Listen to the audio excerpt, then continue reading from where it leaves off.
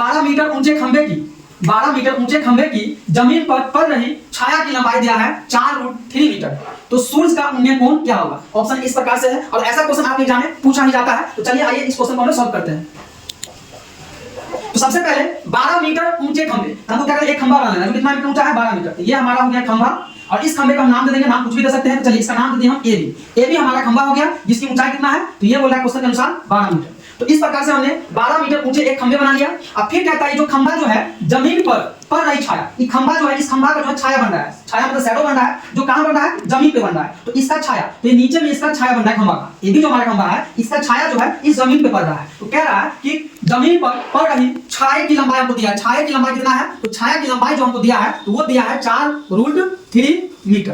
तो आप समझ सकते हैं अगर कोई भी चीज, कोई भी वस्तु अगर खड़ी है और उस पर जैसे सूरज का प्रकाश पड़ता है उसका छाया कहां बनता है? जमीन पे। तो ये हमारा जमीन हो गया, बेस हो गया, जिस खंबे की छाया का लंबाई दिया है 4√3। अब क्या करेंगे, इस जमीन के इस बिंदु को इस बिंदु से क्या करेंगे? मिला देंगे। तो इस प्रकार से मिलाने से हमारा बन गया ये समकोण त्रिभुज, जिसका ये कोण होता है 90 डिग्री। तो इस प्रकार से हमने इसका नाम दिया है, ये भी हमारा खंबा हो गया, ये ए है, ये बी है, तो इसका नाम देंगे सी। अब कहता क्या है? सूर्य का उन्नयन कोण, हमको ये कोण निकालना है, हमको ये कोण निकालना है। तो इसके लिए सबसे पहले क्या करेंगे, ये हमारा हो गया परपेंडिकुलर अर्थात लंब और ये हमारा हो गया बेस यानी आधार। इसको हम लोग कहते हैं P और इस वाले भाग को जो बेस है उसको कहते हैं हम लोग B। तो हम लोग जान सकते हैं कि P/B किसका होता है? तो P/B फार्मूला जो होता है आपका वो tan में होता है। आप कॉट पर भी बना सकते हैं, कॉट पर भी निकाल सकता है, कॉट का फार्मूला होता है B/P। तो चलिए आइए इसको सॉल्व करते हैं। तो P/B किसमें आता है? tan में। तो यहाँ पे लिखेंगे tan थीटा और हमको थीटा का ही मान निकालना है। तो tan थीटा बराबर हम जानते हैं क्या होता है? P/B। तो इस प्रकार से हम लिखेंगे ये tan थीटा हो गया और P का वैल्यू दिया हमको 12 और B का मान दिया है कितना?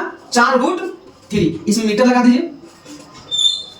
तो इस प्रकार से हमारा P का मान दिया 12 मीटर और B का मान दिया 4√3 मीटर। अब यहाँ पे देखेंगे आगे जो कैंसिल हो 200 काट दिए, मीटर से मीटर कैंसिल हो गया, 4 3 12। तो हमारा आ गया tan थीटा बराबर कितना आ गया? 3 और बट्टे में हो गया √3। तो अब हम देखेंगे क्या tan थीटा में किसी का मान होता है 3/√3? नहीं होता है। इसके लिए हम लोग आगे क्या करेंगे, tan थीटा बराबर 3 बट्टे में √3 है। अब क्या करेंगे, इस √3 को ऊपर नीचे हर परिमेय कर देंगे। हर परिमेय करने का मतलब हुआ बट्टे में जो हमारा हर जो है इसको क्या करेंगे? ऊपर और नीचे लिखेंगे, क्योंकि सेम यानी नीचे में जो हर है ऊपर नीचे गुना करने पे फिर दोनों कैंसिल हो जाएगा, इसका कोई फर्क नहीं पड़ेगा। तो इसलिए हमने क्या किया, जो बट्टे में √3 था उसको हमने क्या कर दिया? ऊपर नीचे √3 से गुना कर दिया। अब जब हम आगे बढ़ेंगे तो आगे देखेंगे ये हो जाएगा tan थीटा और इसको इसमें गुना करेंगे तो ये हो जाएगा 3√3 और जब √3 को √3 से गुना करेंगे तो कितना हो जाएगा? 3। तो 3 से 3 कैंसिल हो गया और इधर बच गया हमारा tan थीटा और इधर बच गया हमारा √3। अब देखेंगे कि tan थीटा बराबर क्या है? √3 है।